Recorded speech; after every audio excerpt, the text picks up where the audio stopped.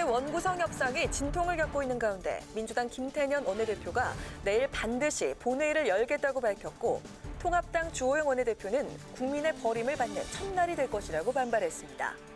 오늘 저녁 열리는 여야 원내대표 회동에서 합의점을 찾을 수 있을지 주목됩니다.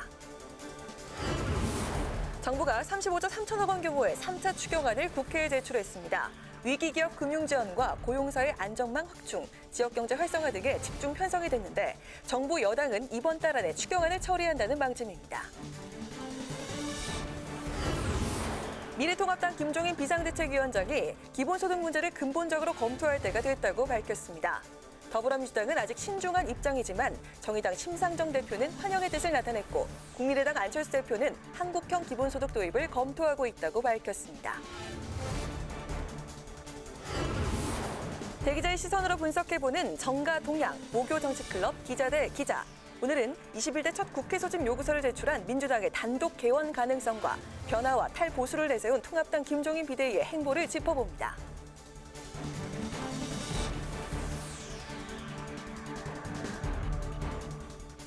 안녕하십니까. 6월 4일 의정종합뉴스 뉴스엔 시작하겠습니다.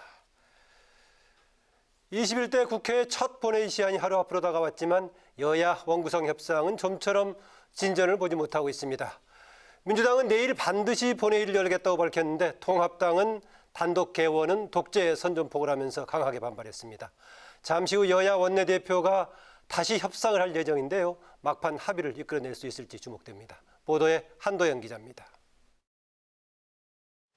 국회법에 따른 21대 국회 첫 본회의 법정 시한이 하루 앞으로 다가왔지만 여야의 이견은 좁혀지지 않고 있습니다.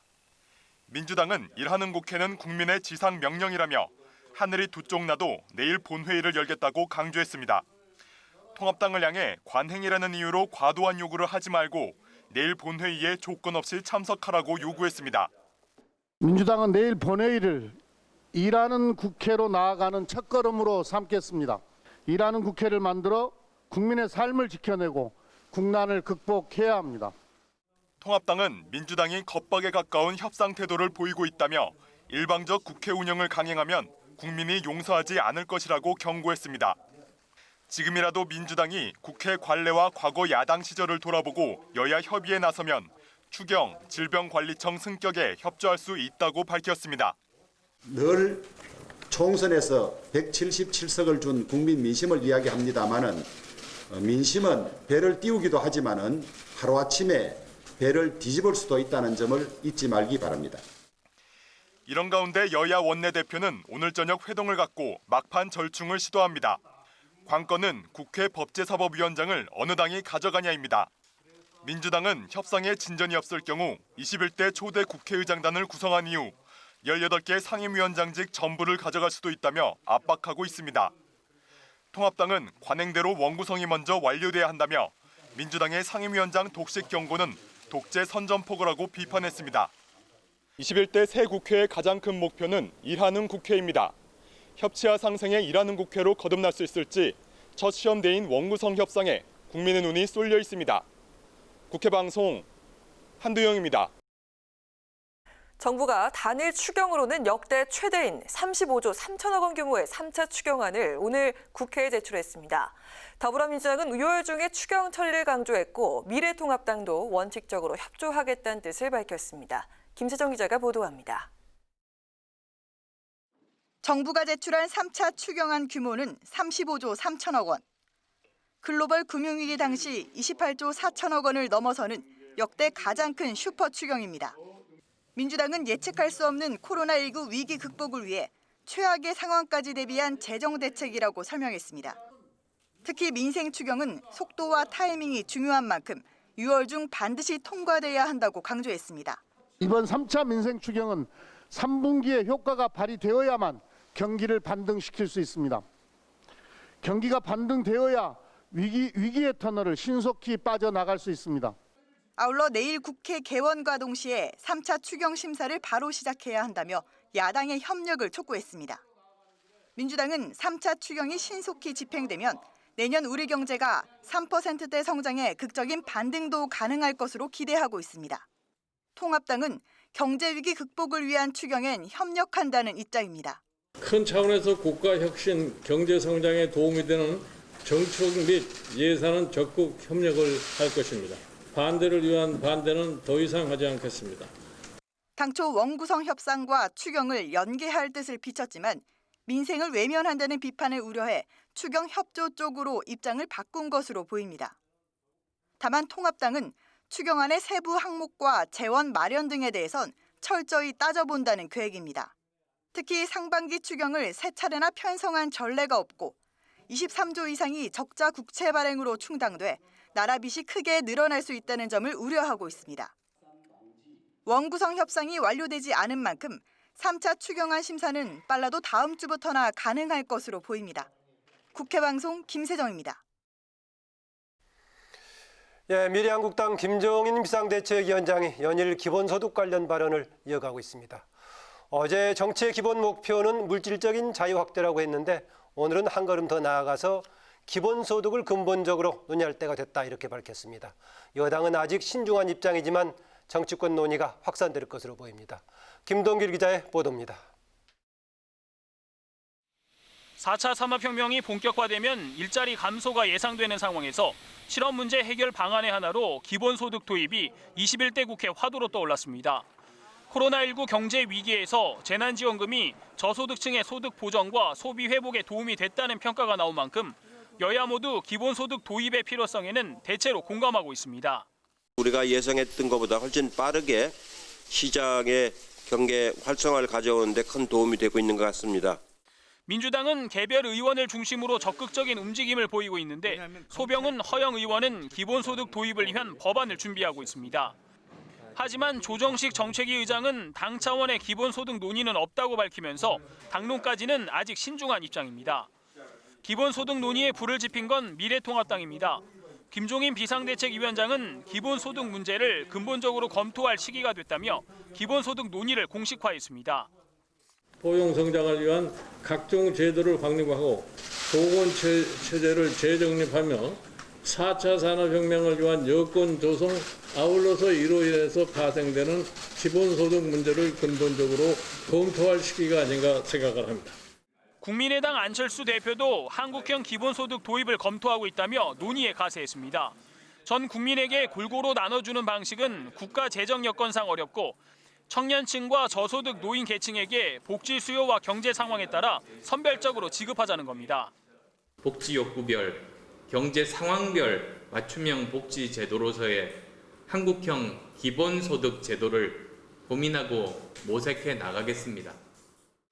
정의당 심상정 대표도 김종인 위원장의 방문을 받고 기본소득 논의에 대환영이라며 통합당이 불평등 해소에 나서면 좋은 파트너가 될 것이라고 밝혔습니다. 코로나19 위기 속에 기본소득 논의가 정치권의 화두로 떠올랐지만 관건은 증세 등 재원 마련이 될 것으로 보입니다. 국회방송 김동길입니다.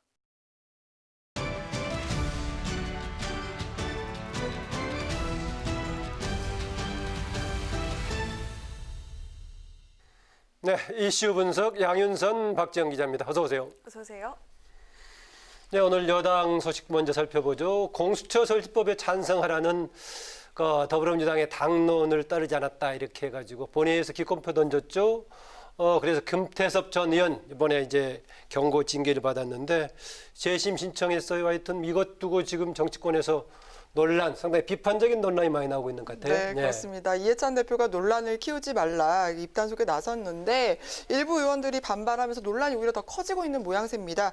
민주당이 지난 국회에서 이 공수처법 표결에 기권을 했던 이 금태섭 전 의원을 징계를 하기로 하면서 후폭풍이 계속되고 있는 건데요. 민주당은 당시 당론으로 찬성을 하기로 했는데 금 전 의원이 당원이라서 이 당론 위반에 해당한다며 징계를 했습니다. 그런데 금 전 의원은 국회의원 자격으로 한 거라서 이 징계 대상이 아니라고 주장을 하고 있습니다. 네, 당원이냐 국회의원이냐 좀 애매해 보이는데 뭐가 맞는 건가요? 네, 좀 애매합니다. 민주당 당규도 좀 애매한데요. 당원이 당론을 위반하면 징계할 수 있다고 명시가 돼 있습니다.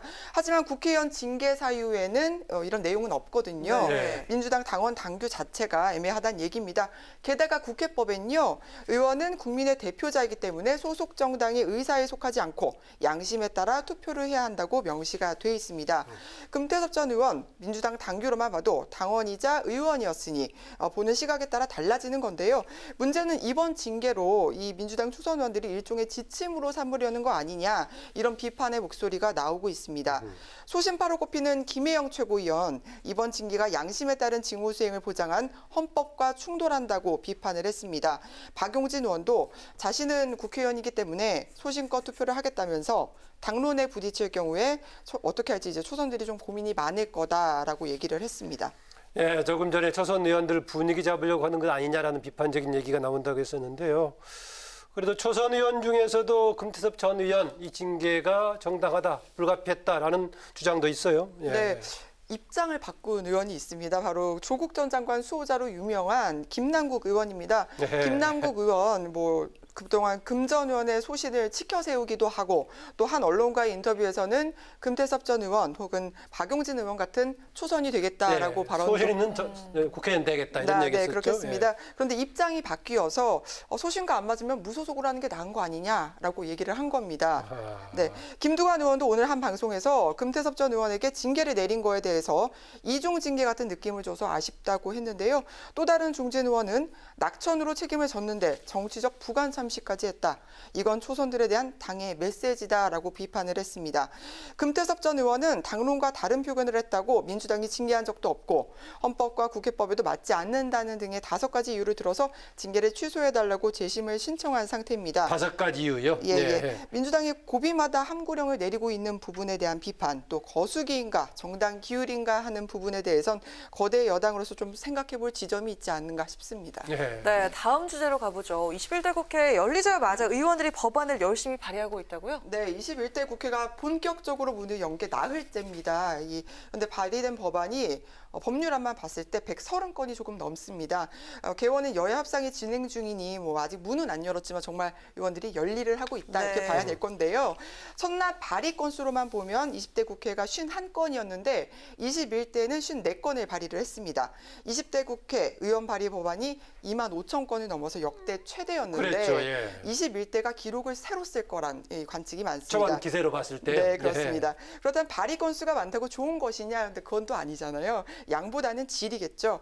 의정활동에 대한 평가를 법안 발의 건수로 하는 이 관행이 의원들의 건수를 부풀리기를 좀 부추길 수 있다는 지적도 있거든요. 실제로 20대 국회에서 이 법률소비자연맹이라는 단체가 의정활동 1위로 꼽은 이 황주홍 전 민생당 의원 650건에 가까운 법안을 발의를 했습니다. 이 중에 200건이 넘는 법안이 각 기관에 여성이 정당한 평가를 받을 수 있도록 유리천장위원회를 설치하자는 내용이었습니다. 그래서 그 각 기관별 법안에 같은 조항을 삽입하는 식으로 해서 대표적인 좀 법안 건수 부풀리기 사례로 지적이 되었습니다. 그러니까 의정활동 평가에서는 그동안에 발의 건수가 상당히 중요한 비중을 차지했군요. 그렇기 때문에 아무래도 이번에도 그럴 수 있다라는 지적을 하는 것 같은데요. 이 질을 평가하기에는 좀 여러 가지 고려사항이 있어야 하는데 속단을 내리기는 어렵습니다만 일단 발의 건수는 130건 정도로 많습니다. 21대 국회. 지금 현재 시작만 지 며칠 되지 않는데도 이 정도인데요. 가장 많은 수의 법안이 바로 코로나19 관련 법안이었습니다. 아무래도 그렇겠네요. 네. 일단 내용도 다양하고요. 국민의 눈높이에서 발의된 법안들이 눈에 띄었습니다. 코로나19로 손실을 입은 의료기관, 또 중소기업, 자영업자 지원 법안, 또 근로자 지원 법안, 취약계층, 대학생 지원 법안이 있었고요.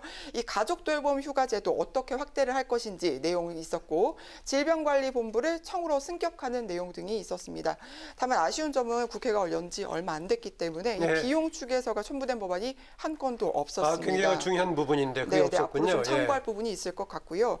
발의 법안이 아무래도 폭증을 하면서 실제 중요 법안이 좀 체계적으로 신중한 검토와 심사가 불가능할 것이란 이런 우려 섞인 목소리도 나오고 있거든요.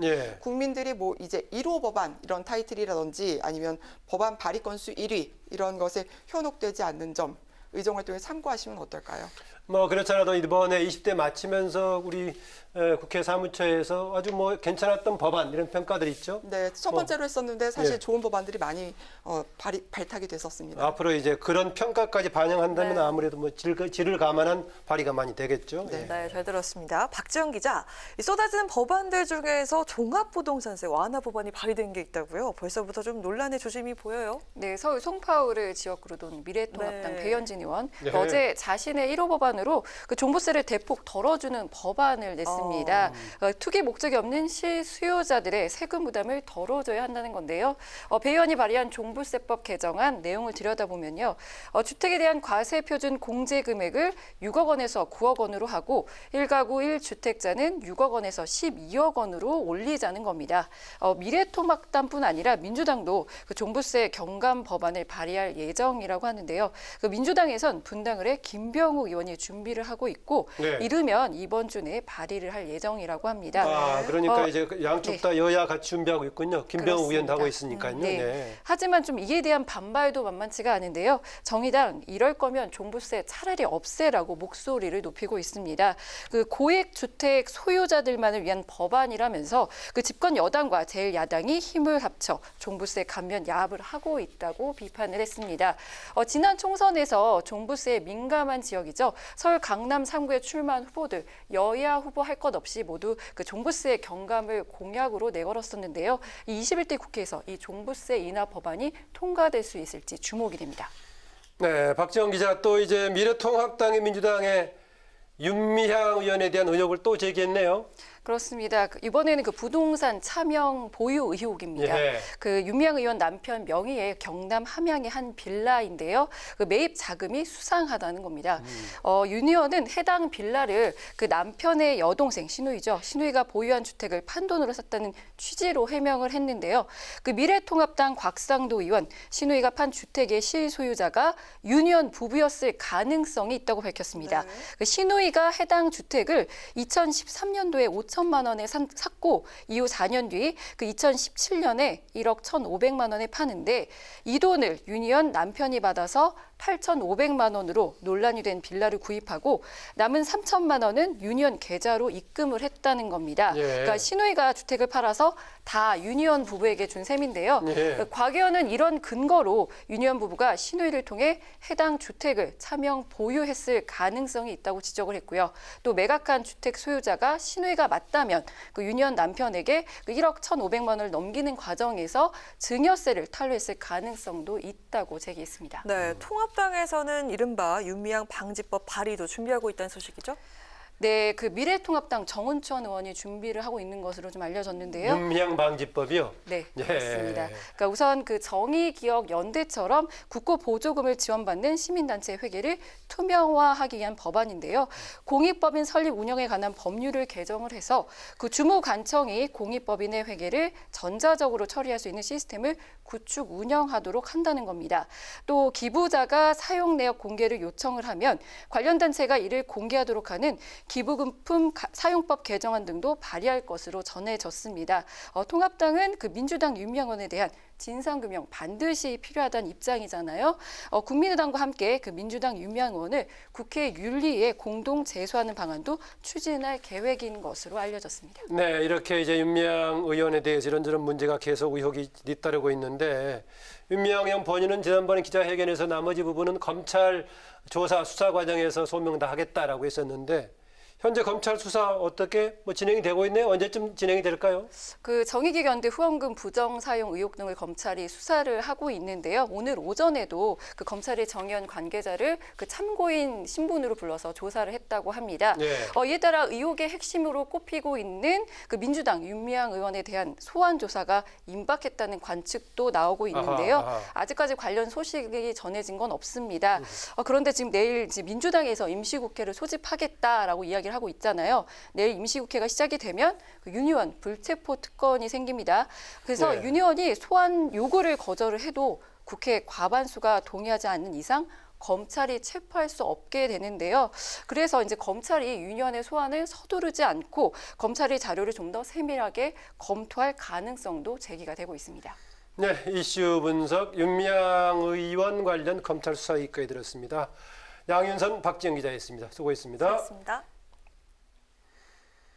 네, 국회의 중요한 역할 중 하나가 입법입니다. 핵심적인 역할이죠. 여야 모두 21대 국회는 일하는 국회가 돼야 한다고 강조하고 있는데요. 여야가 21대 국회에서 최우선 처리할 법안들은 어떤 것이 있을까요? 홍혜진 기자가 알아봤습니다. 더불어민주당은 일하는 국회법을 최우선으로 처리하겠다는 방침입니다. 이정문 의원이 대표 발의한 일하는 국회법은 법사위의 체계 자구 심사권을 폐지하고 회의 불출석에 대한 징계 규정을 신설하는 내용 등이 담겼습니다.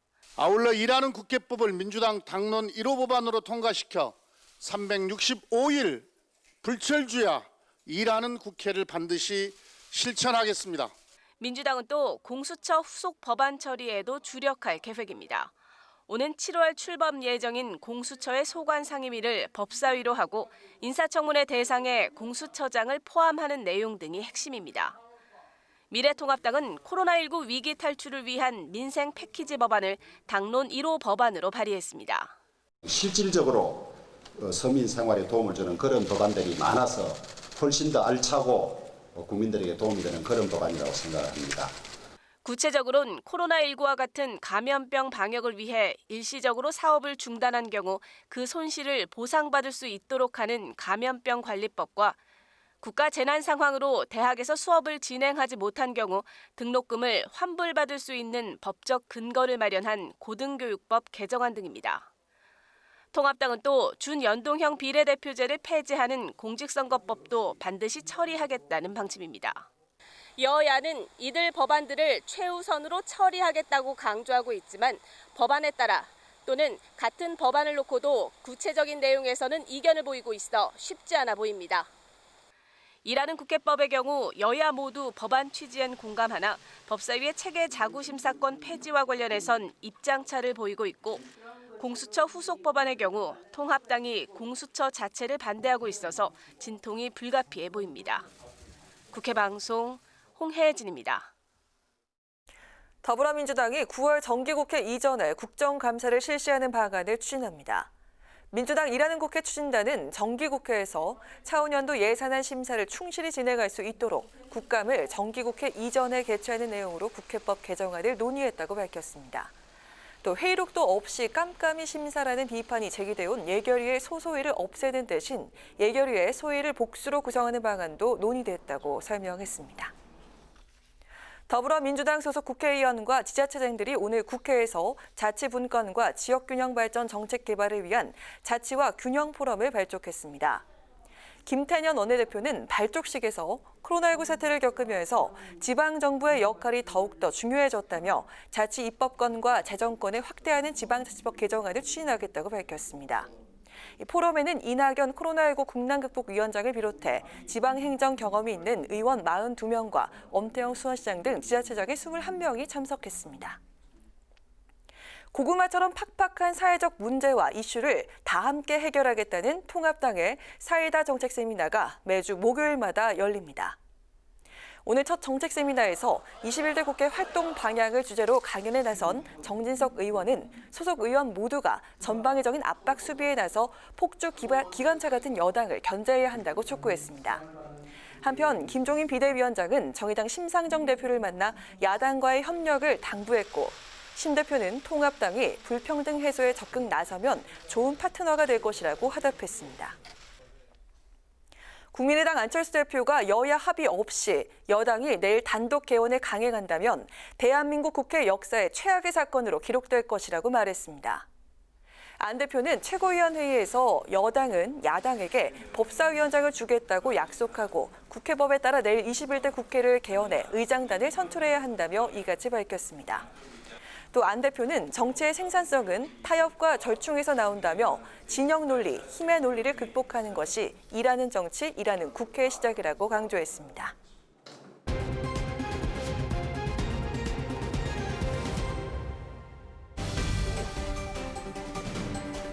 사람들의 시선을 끈 오늘의 정치 뉴스 강아랑의 정치톡 시간입니다. 6월 4일 정치면을 장식한 뉴스는 무엇이었는지 첫 번째 정치톡부터 만나보시죠. 네, 북한 김정은 국무위원장의 여동생이죠. 김여정 제1부부장이 오늘 새벽에 개인 명의의 담화문을 내서 눈길을 끌었습니다. 스스로 화를 청하지 말라라는 제목으로 우리 정부를 향해 남북 군사 합의를 파기할 수 있다고까지 경고하고 나섰는데요. 그 이유가 탈북단체의 대북전단 때문이라고 합니다. 북한 김여정 제1부부장이 탈북단체의 대북전단 살포에 불쾌감을 담은 담화문을 오늘 새벽 북한 노동당 기관지인 노동신문에 실었습니다. 지난달 31일 탈북민 단체인 자유북한운동연합이 김포에서 대북전단 50만 장을 대형 풍선에 매달아 북한으로 날려보낸 것을 비판한 내용입니다. 김 제1부부장은 못된 짓을 하는 사람보다 그것을 못 본 척하거나 부추기는 사람이 더 밉다면서 우리 정부를 압박했는데요. 만약 이 대북전단 살포에 대해서 남측 당국이 제대로 된 조치를 하지 않는다면 단단히 각오를 해야 할 것이라며 개성공단의 완전 철거와 남북 공동연락사무소 폐쇄, 남북 군사합의 파기 등을 언급했습니다. 김 부부장이 개인 명의의 담화를 낸 건 세 번째로 특히 이번에는 북한 주민들이 모두 보는 노동신문에 실려 그 의도와 파장에 관심이 쏠리고 있는데요. 김여정 제1부부장의 비난 담화 직후 통일부는 전단 살포 행위는 중단돼야 한다면서 이를 위한 제도적인 개선을 준비 중이라고 밝혔습니다. 대북전단 살포는 몇 년 전 탈북단체와 접경 지역의 주민들 간의 물리적인 충돌도 있었고요. 정치권에서도 계속 논란이 되었던 문제입니다. 탈북단체가 오는 25일에도 추가 대북전단 살포를 예고한 상황에서 어떤 해법이 나올 수 있을지 지켜봐야겠습니다. 이어서 오늘의 두 번째 정치톡입니다. 미래통합당 김종인 비대위원장의 탈보수 행보에 대해서 당내에서 연일 비판의 목소리를 높이고 있는 장제원 의원이 또 한 번 김 비대위원장을 향한 저격에 나섰다는 소식입니다. 김 위원장이 어제 통합당 초선의원 공부 모임에서 보수가 지향하는 가치인 자유를 언급한 걸 두고 오히려 자유의 개념을 폄훼한 것이라고 주장을 했는데요. 어떤 이유일까요? 말로만 하는 형식적인 자유라는 것은 인간에게 아무런 도움이 되질 않습니다. 그래서 제가 지금 미래통합당에 와가지고서 지향하는 바는 다른 게 아닙니다. 우리가 이 소위 실질적인 자유를 이 당이 어떻게 구현해내느냐, 이것이 가장 중요하다고 생각합니다.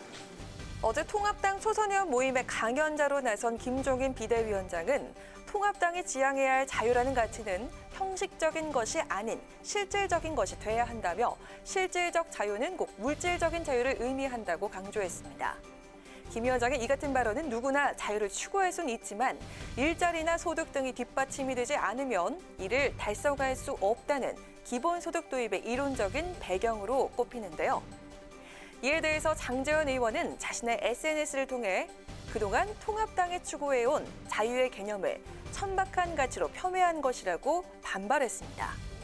속물적 개념인 물질적 자유가 우리가 추구해야 할 자유의 가치라고 생각을 하니 서글프기까지 하다고 비판을 했는데요.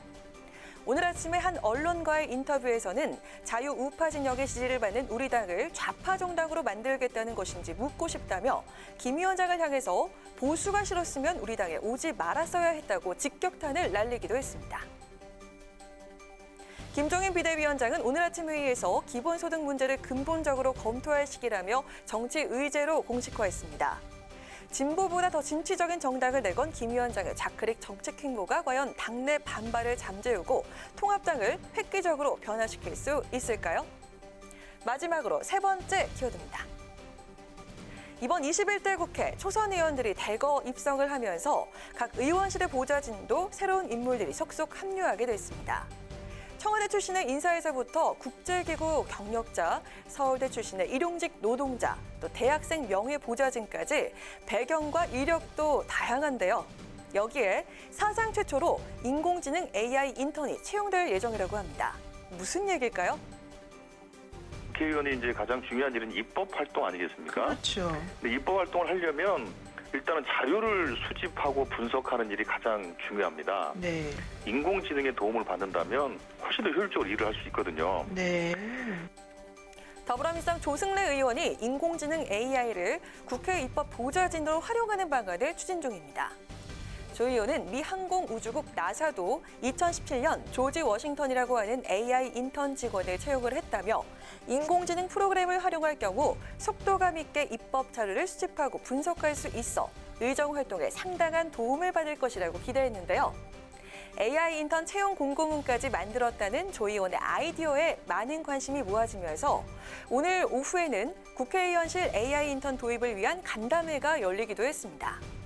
참석자들은 일하는 국회를 위한 개혁 과제의 하나로 국회 디지털 전환이 필요하다며 AI 인턴 도입에 공감대를 이뤘다고 하는데요. 조 의원은 국회 보좌진이 인턴으로 들어와서 9급, 8급, 4급 보좌관까지 올라가는 과정이 있는 것처럼 인공지능도 인턴으로 출발해서 점차 기술이 발전하면 보좌관까지 승진시킬 생각이라고 밝혔습니다.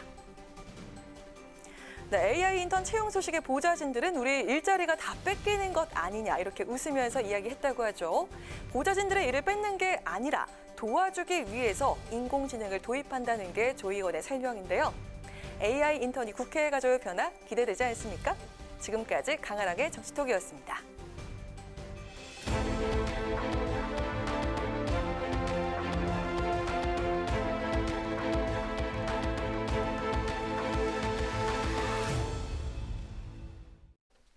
네, 정치권 동향을 대기자의 시선으로 짚어보고 또 그 행간의 의미를 분석해보는 목요 정치클럽 기자 대 기자 시간입니다.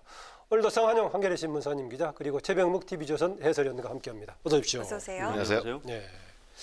이제 이번 주에 이제 21대 국회 활동에 본격적으로 들어갔는데요. 뭐 시대도 항상 똑같을 수는 없겠고 더구나 이번에는 또 코로나 전국에다가 압도적인 여당, 뭐 새로운 면도 있는데 뭐 예전하고 좀 분위기가 다른 것 같습니까? 어떻습니까? 예, 4년 전에는 이제 123대 122 한석 차이밖에 안 난다. 이번에 180, 177. 네.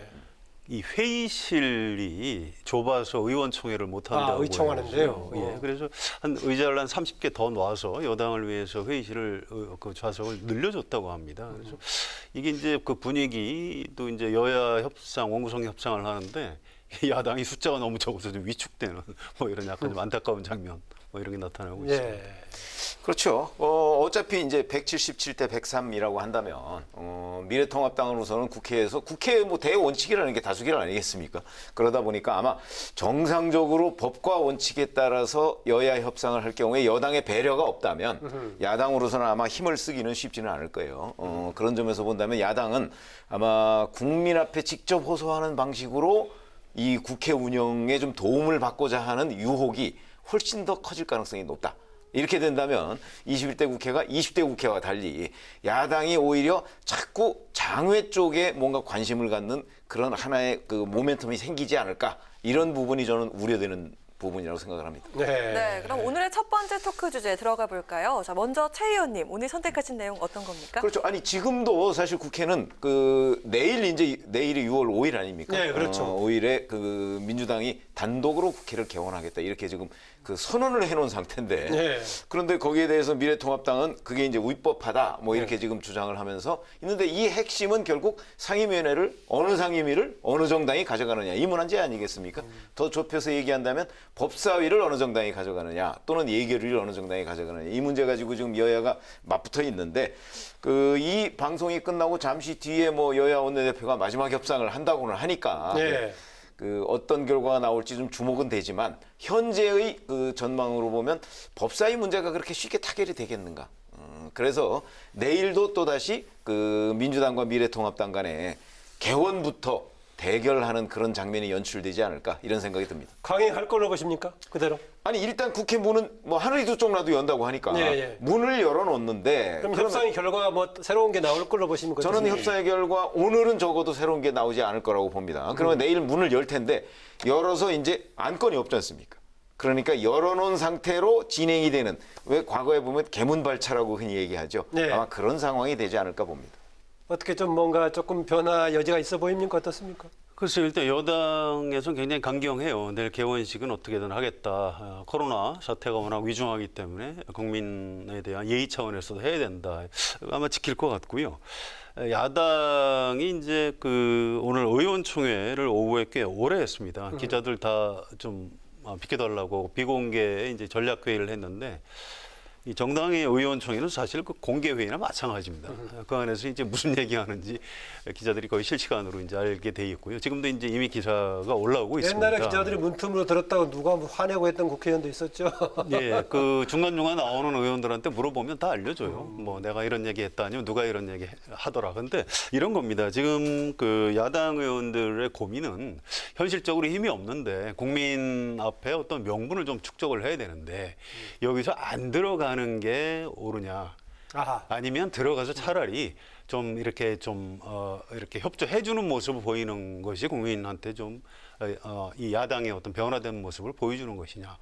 그런데 이게 묘하게 대략 숫자로 보면 한 절반 정도가 이렇게 의견이 엇갈린다고 합니다. 통합당 쪽에서요? 그렇습니다. 지금 의원총회 발언자 숫자로 보면 그렇고요. 또 대체로 초선 의원들은 좀 우리가 일단 들어가는 게 좋겠다 이런 얘기들을 많이 하고요. 좀 선수가 많은 의원들은 무슨 소리냐. 야당은 버텨야 된다. 이제 이렇게 얘기를 좀 갈렸다고 해요. 아무튼 오늘 저녁에 원내대표 협상이 있고요.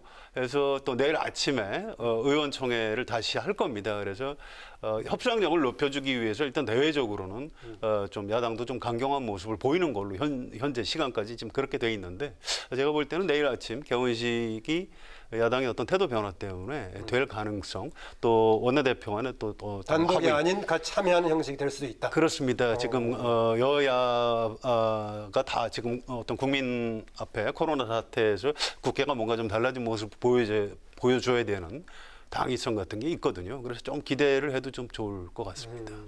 글쎄, 근데 미래통합당의 지도부 의견이 중요하죠. 왜 그러냐면 의원들한테 뭐 저거 매사 여론조사를 해서 뭘 할 건 아니잖아요. 그러니까 이제 김종인 비대위원장과 주호영 원내대표가 어떤 생각을 가지고 있느냐 이 문제에 관해서 그게 중요하고요. 만약에 내일 아침에 그 이제 민주당이 단독으로 해서 개원식을 강행하겠다고 하면 제가 예상하건대는 아마 주호영 원내대표는 참여할 수가 없을 것이다. 저는 그렇게 봅니다. 왜 그러냐면 이 개원식부터 여당이 단독으로 하는데 야당이 무조건 뭐 앞으로 좀 변화된 모습을 보이겠다고 해서 변화된 모습이라는 게 무조건 여당을 따라가는 것이 변화된 모습은 아니라고 하는 것이 지금 그 중진 의원들의 대체적인 의견이거든요. 그렇다면 뭔가 협상을 통해서 그 의견을 좀 이렇게 좁혀서 개원식에 참석하는 건 모르겠으나 지금처럼 완전히 서로 의견이 다른 예를 들어서 법사위를 어디가 가져가느냐는 문제 가지고 완전히 의견이 다른 상태에서 개원식에 미래통합당이 참여한다? 저는 아마 그런 일은 벌어지지 지금 뭐 않을 것이다. 특히 이제 법사위라든가 예결위 둘러싼 발언들이 전략적인 선을 넘어서서 완전히 정말로 서로 다른 지금 주장을 하고 있다고 보십니까? 아니, 실제로? 지금 현재 외형적으로는 완전히 다른 주장인데 사실은 이 의견을 접근시킬 방법은 여러 가지가 있습니다. 그러니까 주호영 원내대표도 그런 생각을 가지고 있죠. 그런데 만약에 김태년 민주당 원내대표가 그 일방적으로 아니다 무조건 우리가 가져야 되겠다는 입장을 고집한다면 그렇다면 주호영 원내대표가 거기에 찬성할 수가 없을 것이다. 이렇게 보는 거죠. 분리해서 볼 필요는 있는 것 같아요. 일단 개원식을 하고요. 개원식을 4년에 한 번씩 하는 굉장히 중요한 행사고요. 또 대통령이 여기 와서 또 연설도 해야 되는 문제가 있고요. 그래서 일단 국회의장을 선출해놓고 개원식하고 대통령 연설하고 여기까지만 좀 분리해서 야당에서도 대응하자 이런 의견이 나오고 있는 겁니다. 그 이후에 상임위원 배정을 국회의장이 설마 딱 한번 1967년에 박정희 독재 정권 시절에 딱 한번 했던 신민당이 보이콧해가지고 그렇습니다. 그 사실 자유당 때도 안 했던 거거든요. 아주 우리 역사에서 굉장히 이례적인 장면인데 이 어쨌든 그 교섭단체에서 상임위원들을 자율적으로 이제 이렇게 배당을 하는 게 헌법이나 국회법 정신입니다. 그래서 이걸 지금 박병석 의원이 국회의장이 되신다고 해서 이걸 강제로 상임위원을 배당해놓고 뭐 투표를 강행한다 이건 상상하기 어렵거든요. 그래서 이런 걸 잘 알고 있기 때문에 야당 의원들 중에서도 이거는 차라리 분리해서 우리가 좀 개원식을 해주는 게 좋겠다 이런 의견이 나오고 개원 있는 문제, 개원 의장단 문제와 상임위원장 문제 분리해서 분리해도 괜찮을 것이다. 네, 이 통합당이 만약에 불참을 하게 된다면은 이 국회부의장 선출도 야당 몫으로 남겨져 있는데 어떻게 될까요? 어떻게 되나요? 그러니까 이제 만약에 그냥 야당이 여기 안 들어오게 된다면 의장하고 이제 여당 몫의 부의장 선출 거기까지만 하게 되겠죠. 과거에 우리 국회 역사가 지금 그런 전례를 많이 보여주고 있습니다. 그렇죠. 아니 그 상황이 됐을 때 이제 그렇게 하고 나서 만약에 원구성이 목표잖아요. 민주당도. 원구성이 목표인데 자기들 몫의 국회의장과 국회 부의장 하나만 해놓고서 이제 상임위원장 선출은 못하는 거 아닙니까? 하려고 한다면 아까 지금 성한영 기자 말씀하신 대로 그러면 이제 혼자 국회의장이 이제 박병석 국회의장이 선출이 되면 네. 그럼 국회의장이 자 그러면 당신은 법사위에 가고 당신은 어디에 가라 미래통합당 의원들까지도 강제로 배정하지 않으면 안 되거든요. 왜냐하면 조호영 원내대표가 그걸 제대로 배정을 안 해놨으니까 이런 상황이 된다고 하면 국회는 첫날부터 파국이죠. 네. 그렇기 때문에 제가 보건대 의장단만 선출해놓고 상임위원장단은 선출을 못하는 이런 사태를 과연 김태년 민주당 원내대표가 지금은 뭐 공개적으로 뭐 하늘이 두 쪽이라도 하겠다고 얘기를 하고 있지만 실질적으로 강행할 수 있을 것인가 또 강행했을 경우에 그에 대한 일반 국민들의 여론은 어느 쪽에 더 호의적일까 하는 부분까지 고려를 한다고 하면 저는 이게 다 엮여 있지 그게 머릿속에서 상상하듯이 두 개를 완전히 분리할 수는 없다 이렇게 생각합니다. 네, 아까 그 성한용 기자가 이제 또 대통령의 개원연설 같은 것도 고려해야 된다라고 얘기를 했었는데요. 아까 지적했다시피 보니까 우리 헌정사에서 보니까 1967년에 이때 신민당이 보이콧해가지고 단독 개원을 했고 이후에 지체된 이제 개원은 있었지만은 같이 다 참여를 했던데. 그럼요. 그렇기 때문에 아니 이제 뭐 1988년 이후에 뭐 41일 좀 넘게 걸렸다 뭐 이런 통계도 있지 않습니까? 네. 그런 통계도 있듯이 사실 왜 그런 통계가 나올 수밖에 없었냐면 이게 여야가 합의가 안 되고 개원을 하면 제대로 그 국회의장단 상임위원장들을 한꺼번에 선출을 해야 되는데 선출을 제대로 할 수가 없어요. 그런데 단독으로 한다? 그러면 이제 야당으로서는 지금 현재 아마 조호영 원내대표도 물론 그 미래통합당 의원들 중에는 의견이 좀 갈린다고 할지라도 만약에 김태년 원내대표가 계속해서 아니야 우리가 그냥 혼자 충분히 177석이니까 할 수 있어 이렇게 해서 밀고 나간다면 조호영 원내대표도 거기에 동의를 할 수가 없을 거라고요. 네. 저는 그게 국회의 그 일종의 그 구조라고 보거든요. 그렇다면 어찌 됐든 간에 어떤 방식을 동원해서든 간에 여야 간에 합의가 있어야 하는 것이다. 예정대로 대통령의 개원 연설은 계속 이루어지겠죠? 뭐 그렇게 저 기대를 하고요. 뭐 물론 이제 최악의 경우에 하루 이틀 뭐 늦어질 수는 있겠죠. 그런데 일단은 뭐 상임위원장을 독식하겠다 이건 이제 협박용 발언이라고 봐야 되고요. 또 이제 법사위 예결위를 놓고 주로 이제 법사위를 갖고 이제 얘기를 하고 있는 건데 이걸 그 어느 쪽에서 가질까를 오늘 저녁에 합의를 도출해내기는 아마 쉽지는 않을 겁니다. 분리해서 결국 야당에서도 좀 협상에 응하지 않을까 이렇게 생각하고요. 이게 지금 그 다른 국회하고 좀 다른 게 지금 코로나 사태 이제 모든 전 세계적 지구적 차원의 어떤 재앙 아니겠습니까? 네. 지금 올 하반기에 우리 사회가 어떻게 될지 지금 알 수 없는 상황이기 때문에 어떤 국민을 좀 안심시키는 차원에서라도 일단 의장단 선출과 개원식은 아마 하게 될 가능성이 조금 더 높은 것 같습니다. 네.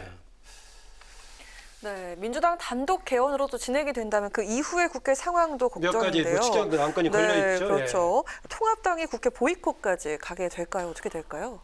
만약에 지금 우리가 여기서 왜 그 상상하듯이 민주당이 정말 민주당 혼자 간다. 그러니까 미래통합당 완전히 빼고 민주당과 이제 다른 군소 정당들이 있지 않습니까? 그 정당들이 힘을 합쳐서 이제 국회도 단독으로 개원하고 뭐 대통령의 개원 연설도 그 상태에서 미래통합당 빠진 상태에서 듣고 이렇게 간다고 하면 아마 주호영 원내대표가 내심 그 국회 운영에 협조를 하고 싶은 생각이 있더라도 아마 미래통합당 내 분위기가 굉장히 강경하게 갈 거예요. 그러면 첫 번째 다뤄야 할 안건이 3차 추경 아니겠습니까? 그렇죠. 예. 그렇게 되면 3차 추경안을 주호영 원내대표 마음대로 우리가 이거는 그래도 코로나19 사태이기 때문에 그 하여튼 협의를 하자. 이렇게 하기가 현실적으로 쉽지 않을 겁니다.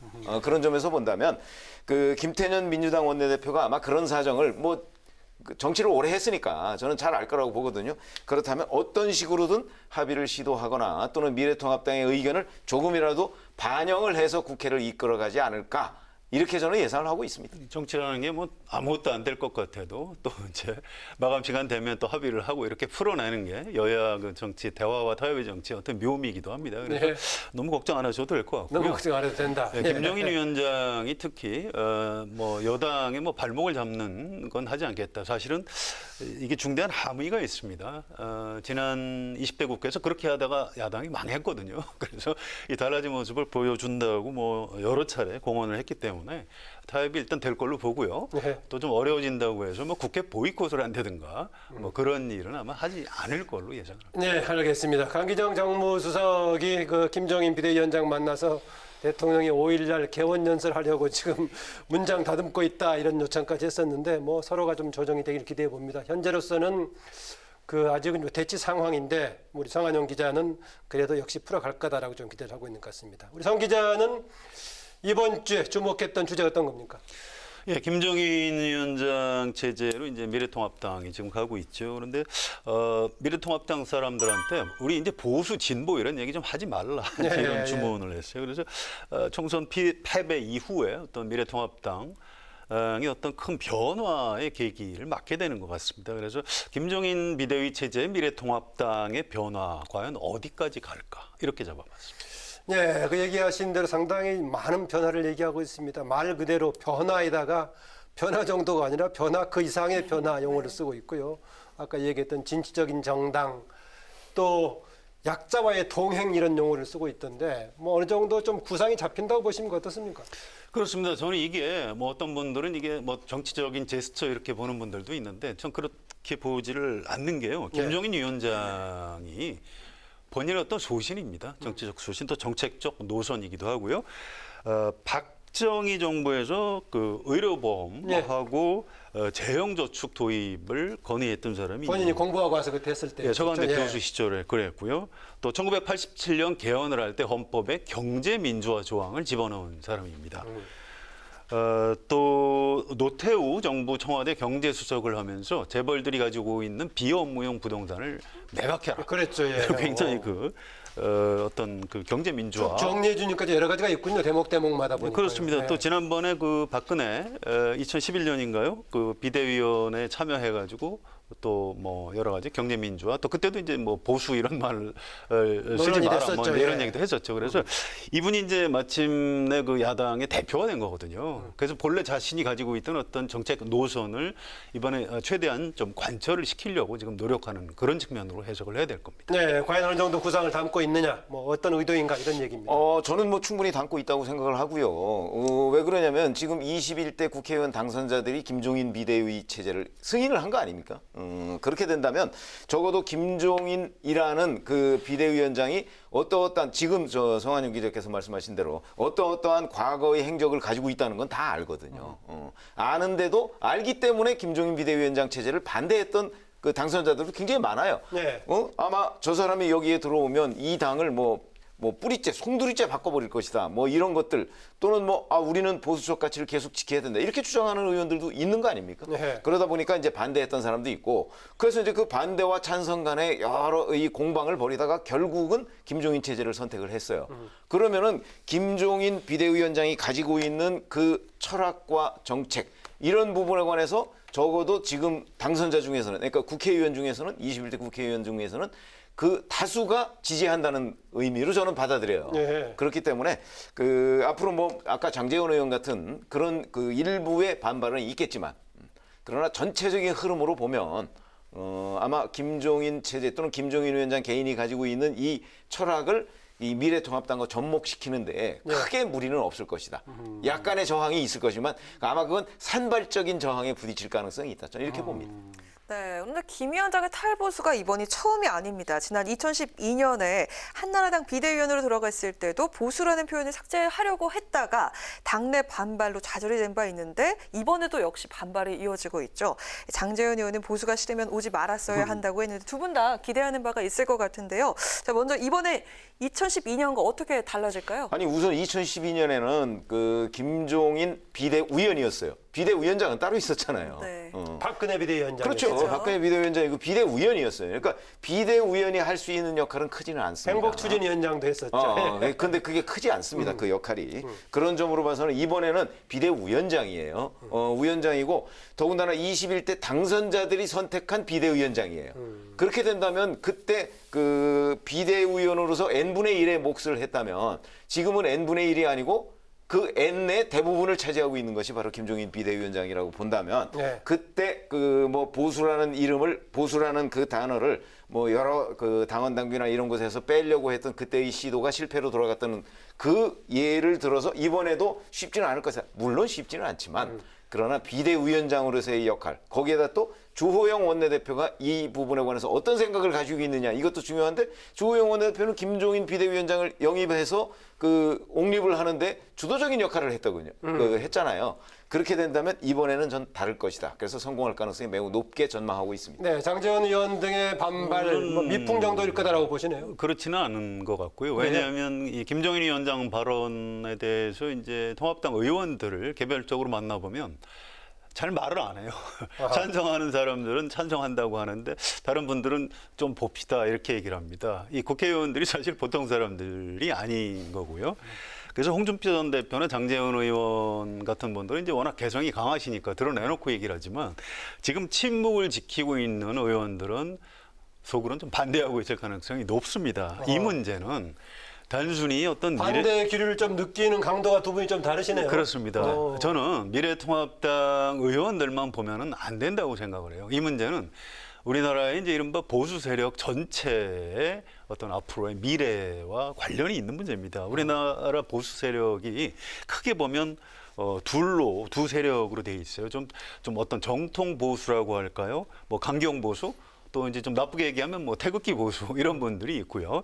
보수의 가치, 자유우파의 가치를 확실히 지켜야 된다 이런 분들이 있는 겁니다.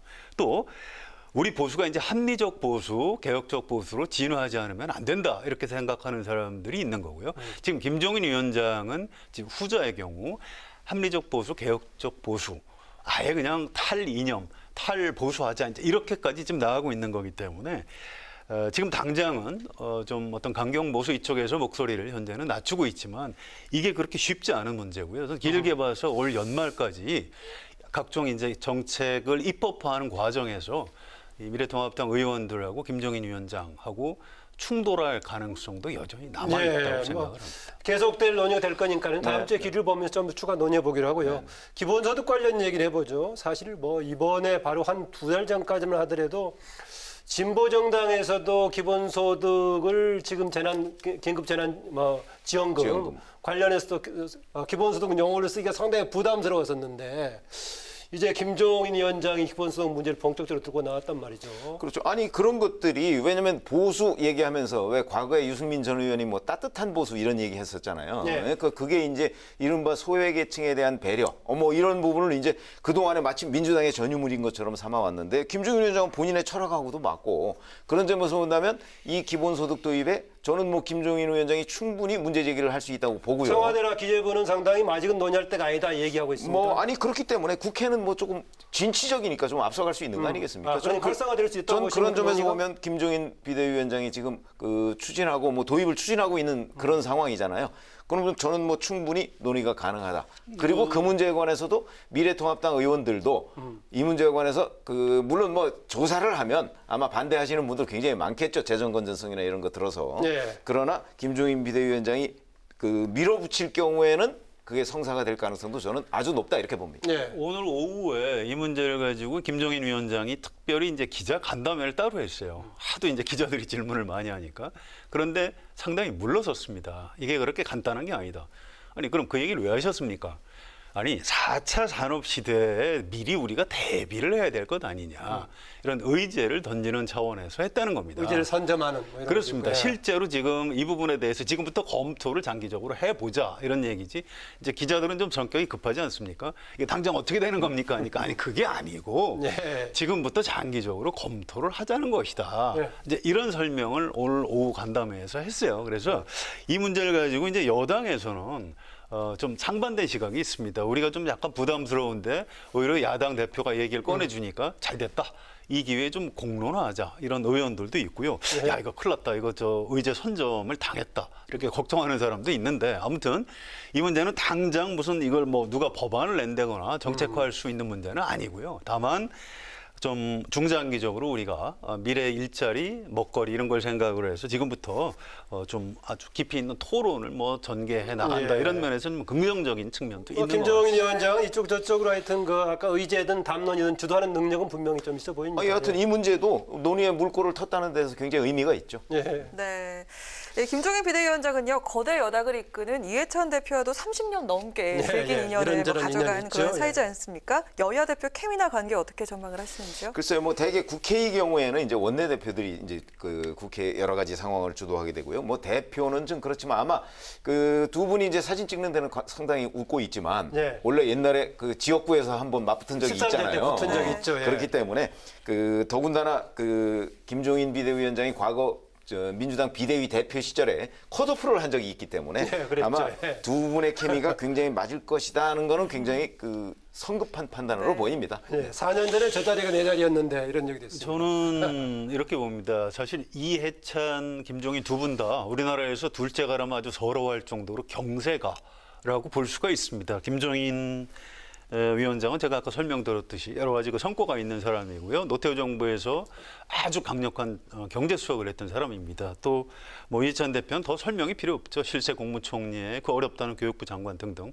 당 대표까지 이 두 분이 지금부터 한 2달 동안 우리나라 전국을 좌지우지할 걸로 보고요. 이건 케미의 문제가 아니고요. 우리나라에서 이 정도 어떤 정치 의제와 정책 의제를 결합시킬 수 있는 사람 많지 않습니다. 아쉬운 건 이해찬 대표가 8월에 물러난다는 점입니다. 근데 지금 6월 달이고요. 앞으로 한 2달 남짓 이 두 분의 어떤 그 경세가 우리나라 정치, 전국을 주도하는 모습을 볼 수 있을 것 같습니다. 네, 김종인 통합당의 비대위원장 아까 제가 앞서 말씀드렸었지만은 분명히 그 정무적인 여러 가지 그 뭔가 감각이라든가 의제를 선점하는 능력 좀 있어 보입니다. 이게 다른 특히 거대 여당과 더불어서 어떻게 구체적인 결실로 만들어갈 수 있을지 이건 좀 지켜봐야 할 것 같습니다. 마지막으로 두 분의 한 줄 논평 한마디씩 듣고 마무리하도록 하겠습니다. 성환영 기자. 예, 정당 회의 같은 거 할 때 뒤에 거는 걸 뭐 백드롭이라고 하죠. 김종인 비대위 체제에서 변화 그 이상의 변화라는 큰 글씨를 써놨습니다. 그래서 진보보다도 훨씬 더 앞서가는 어떤 진취적인 변화를 김종인 위원장이 이끌어주기를 기대하면서 변화 그 이상의 변화 그 이상의 변화가 야당을 살릴 것이다. 이렇게 한 줄 논평하겠습니다. 네, 최 의원은요. 저도 뭐 변화와 관련한 얘기를 하려고 하는데요. 사실 정치권에서 가장 큰 변화는 얼굴의 변화입니다. 그런 점에서 본다면 미래통합당이 과거 기존 멤버들 우리가 미래통합당이라고 하면 연상되는 그런 얼굴에서 과감하게 김종인 비대위원장으로 얼굴을 바꿨다는 점에서 그 자체가 우선 큰 변화다. 그래서 정치에서는 얼굴 변화가 큰 변화다. 이런 말씀을 드리겠습니다. 네, 정치 전문 대기자 오늘 두 분 또 여러 가지 좋은 이야기 고맙습니다. 네, 감사합니다.